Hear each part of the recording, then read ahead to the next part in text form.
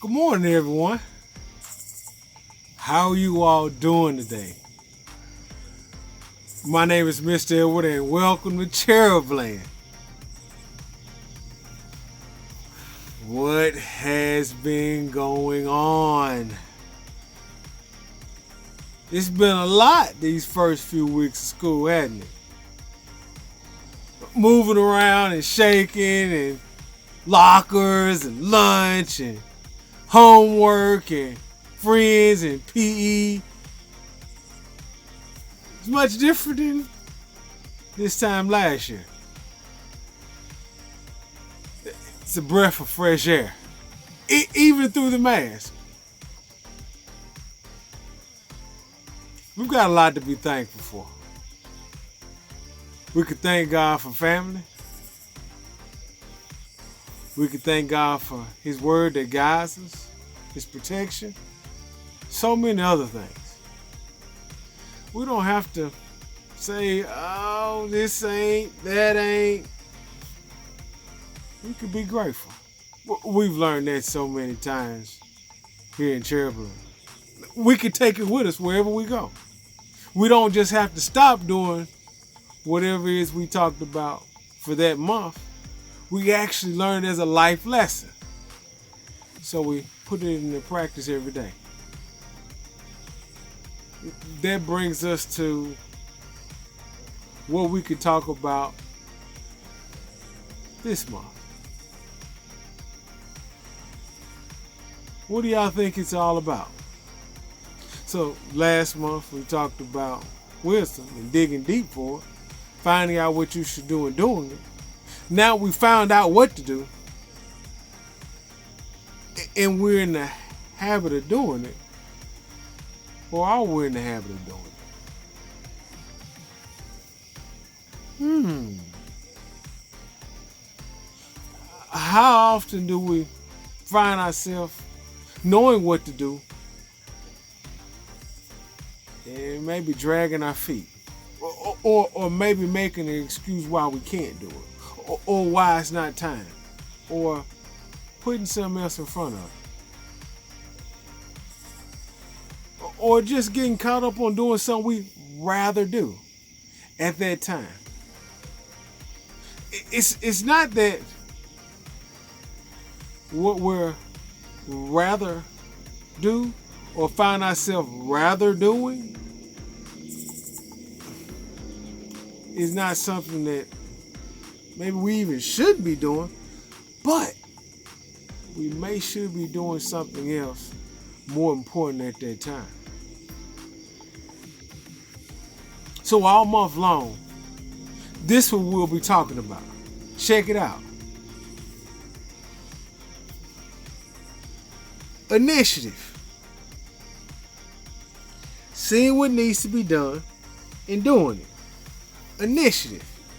Seeing what needs to be done and doing it. Hey, let's put that up again. Echo buttons on. Right finger in the air. Boo! Initiative. Seeing what needs to be done and doing it. Initiative. Seeing what needs to be done and doing it. Echo buttons off.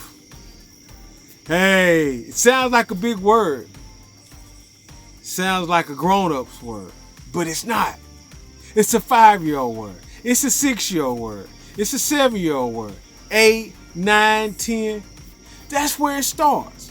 That's where we make the habits of doing those things that we should be doing without being told. Initiative is actually saying, well, I know I need to do this, but I don't really require somebody telling me this is what I need to do. I know it should be done. And you all say, well, Mr. When I'm young, I don't know. What if I do it wrong? Sure. What does wisdom say? Find out what to do and do it. So wisdom says if I really don't know how to do it, what do I do? Mom, dad, big brother, big sister, how to do this. I know I see somebody doing it often. Guess what? I want to do it and I want to help. I don't want to do it wrong. I want to do it the right way. Wisdom says, I want to find out the right way to do it. Have you ever had a situation where you walked up to your mom and dad and say, hey, I see you do this. Will you show me how? My mom used to always tell me, if you don't know how to do something, you ask. You ask. Go to a grown-up and ask, how do I fold clothes? How do I put clothes in the laundry? And guess what? If it's something that they don't think you ready to do right now, they'll tell you. Or they will allow you to do it right there with them. I don't know if y'all ever seen one of these. Look familiar? Yeah. It's a to-do list. Oftentimes, a person of age will be given one of these things like once a week, and they'll go through and throughout the week that they complete the task. They draw a line through it, and then after the end of the week, their parents would actually check this and make sure all the things are done. They won't just check to see if there's a line between or a line over everything. They'll actually take the paper and to be able to go to wherever it is that item is and make sure that it's actually done and done correctly. Well, oftentimes those to-do lists start at a very young age. They may be smaller for a 6-year-old than they are for a 12-year-old. However, it helps us to be able to have initiative. Seeing what needs to be done and doing. You say, Mr. Stewart, that has nothing to do with the Bible. It actually does. And I've got a great story for you all. But before that, let me show you how initiative can actually work. Oftentimes we find ourselves saying, I'd rather do this, or I don't have time, or this or that. Here's what initiative does. Once we take an opportunity and start doing this list, start consistently marking off the list, we actually make good habits. And we find ourselves making it easy on ourselves. So let's look at the first one. Clean up your room. Well, guess what? If we put stuff back where we got it from, instead of us spending 30 minutes to clean our room, we only need 5. That extra 25 minutes could be spent doing what? Yeah, playing the video game or doing hair, playing with Barbies or whatever. Guess what else? You keep going. Throughout the week, once you've worn this clothes or that set of clothes, you put something in your closet or move it in a place in the closet that you say, these are my clothes I'm going to wear for next week. You go ahead and replace them. Initiative. Nobody had to tell you to do it.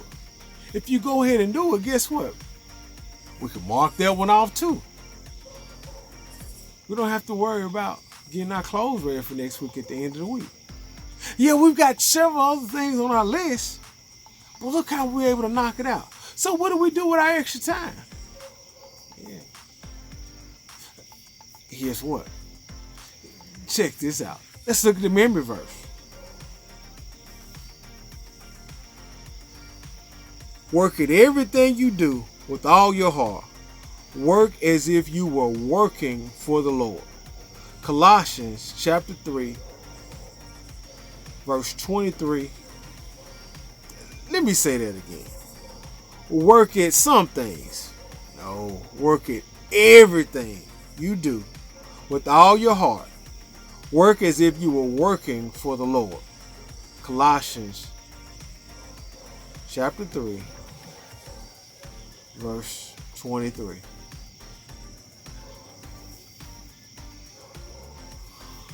Oftentimes, we've got to be able to make sure we don't wait for somebody else to do something that needs to be done. We may have it in our own power to do. We may even know exactly how to do it. We may even walk by it a couple times. We shouldn't have to have somebody tell us to do something that we already know needs to be done. Initiative is extremely important. Initiative helps us to be better Christians, better followers of Christ. Because guess what? I don't know if you ever thought about this, but God doesn't call us to do something that everybody else is in line doing usually. That line that everybody else is doing, that group of people that everybody else is doing, likely God's not really wanting us to do that. He calls us to be separate from those people, to do something much different. Mr. Edwards, you're making this up. You ever seen a whole group of people at school? Maybe let's say 10 or 12, and they're making a yeah. What are they doing? They're at the fight. Yeah, oh, Mr. Edwards been there. They're at the fight. Get him, get him, get him, get her. Who's in there saying, stop? Don't do that. Nobody. That's what Christ has called us to be peacemakers. Let's say it's another group at the lunch table and everybody's laughing at the new kid. Yeah, it's 4 or 5 people. Which one of them is God pleased at? That's laughing about the shoes, the hair, the No. But what about the one that says stop? He or she is wonderfully made in the sight of God. Leave her alone. Leave him alone. Who wants to do that? Who wants to take initiative to do so? Nobody should have to tell you to do that. What about the person that book bag strap breaks? Books fall everywhere. Everybody's laughing. Who wants to take the initiative? Up and pick up the book bag and guess what? Where you going? I'll walk with you, man, so you don't have to carry all of them. You can put your stuff in my locker this period until you get a chance to get back to yours. Yeah. We could do that. We could have an initiative. We could take initiative. Nobody shouldn't tell us to do what needs to be done. We're followers of Christ. So, this week, I got a story about a guy. He took initiative to be able to do something that pleased God and uplifted others. I know y'all got time. I'll be right back. Thanks for waiting for me to get back. So here's the story. You remember a long time ago, God had spoke to the children of Israel and told them to be able to worship him and him only.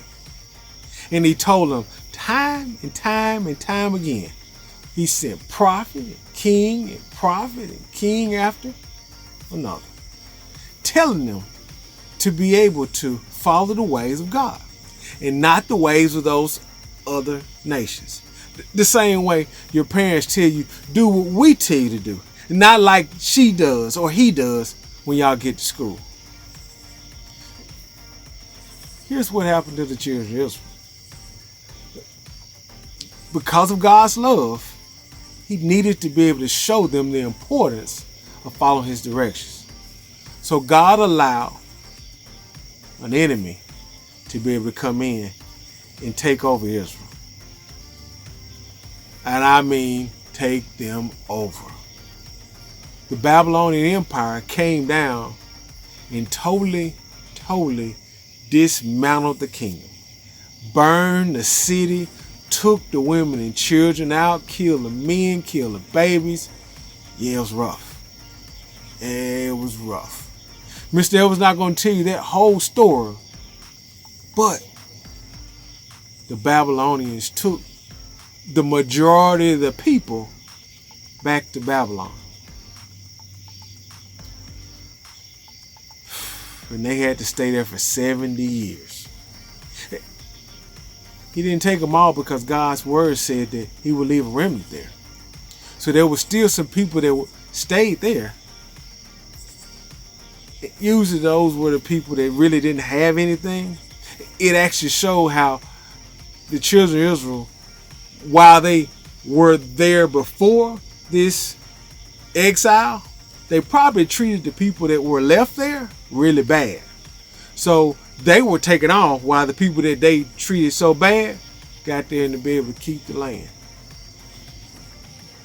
Well, the Babylonian Empire was destroyed later on by the Persians, the Medo-Persians.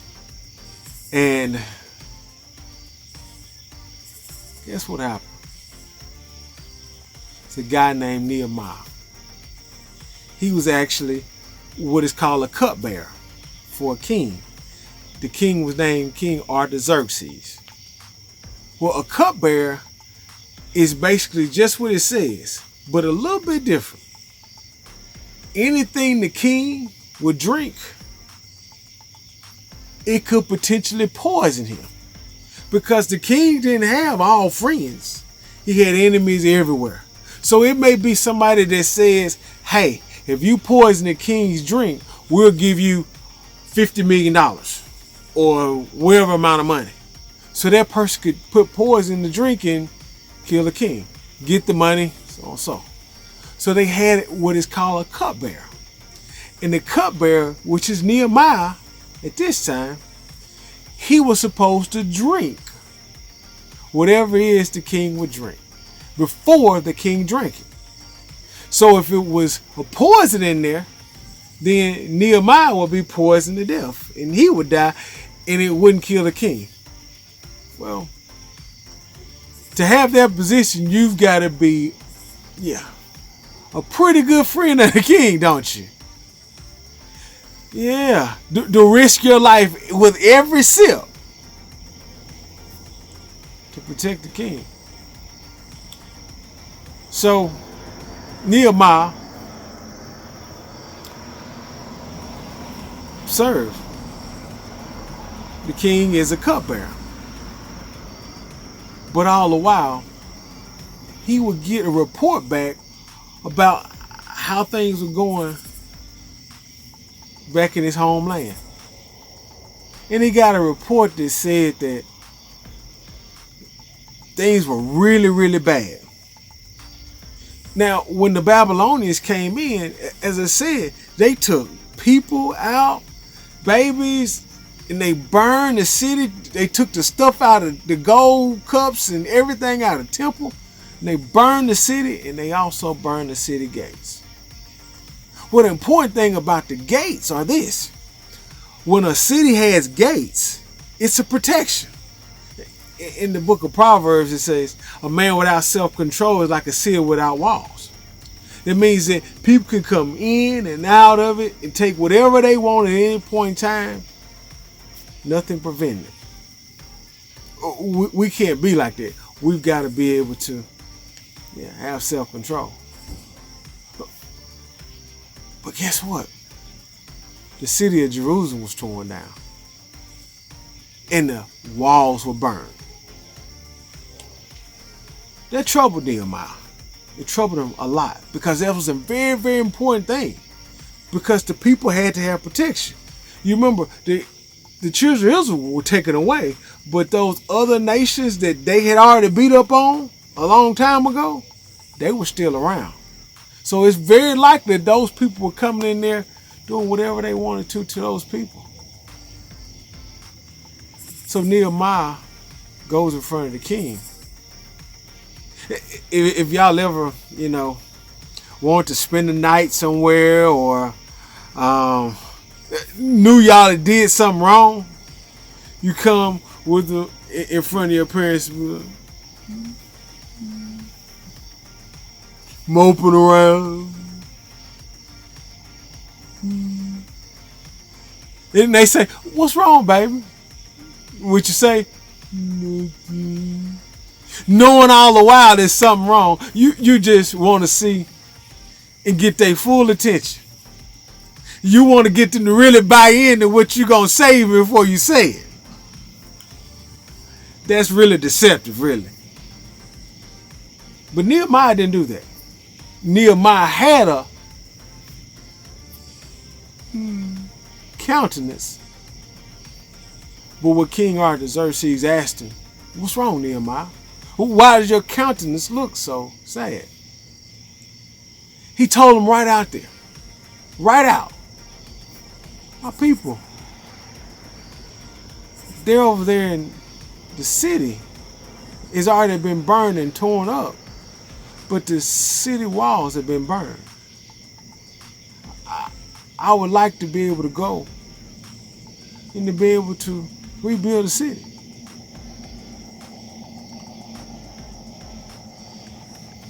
King Artaxerxes says, I tell you what, not only will I write letters to the governors to be able to make you have safe travels, but I'll give you some supplies to be able to help you do it.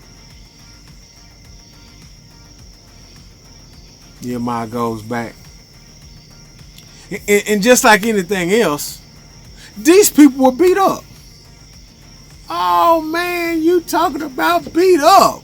This has been 70 years that the majority of the people that they knew have been gone. Think of it. 70 years, you hadn't seen your parents or grandparents or cousins. You don't know really whether they're gone or not. You've kind of lost hope about a lot of stuff. So Nehemiah coming here saying, hey, let's rebuild the walls. They're like, walls? I don't know where my cousin is, so I ain't talking. Yeah. Nehemiah had prayed to God to be able to get help. Nehemiah reminded God about the promise that he made, that if his people would turn from their wicked ways, turn back to him, that he would help them. Nehemiah starts talking to people about building the wall back again. He took initiative. And he starts talking to them, and through God's help, the people were encouraged to rebuild the wall. That rebuilding of the wall not only represented the city being safe, but also the people being inside safe from outsiders. And also the promise of God being brought to their remembrance. Those walls came back up and they were like, oh, we have protection again. Their protection they always saw is God Almighty. And very likely they got reminded about way back before Babylon came, the protection that they heard about and was told about from their grandparents, about how God watched over them, how God provided for them. These people were told generation and generation about God's protection, God's love. It wasn't no different then. Nehemiah didn't wait on nobody to tell him to do something. I know you don't have any walls to rebuild, but maybe you do. Take some initiative. Pray to God that you can have help. He'll send you all the help you need to get those walls rebuilt. That you can be protected from things outside that may hurt you. Have initiative to be able to do what's right. To stand out in front. Be a peacemaker. Show love to somebody that everybody else may not really like at that time. And even the people that may do you wrong. Remember, take some initiative. It's a great way to get started. Trust in God, no matter what.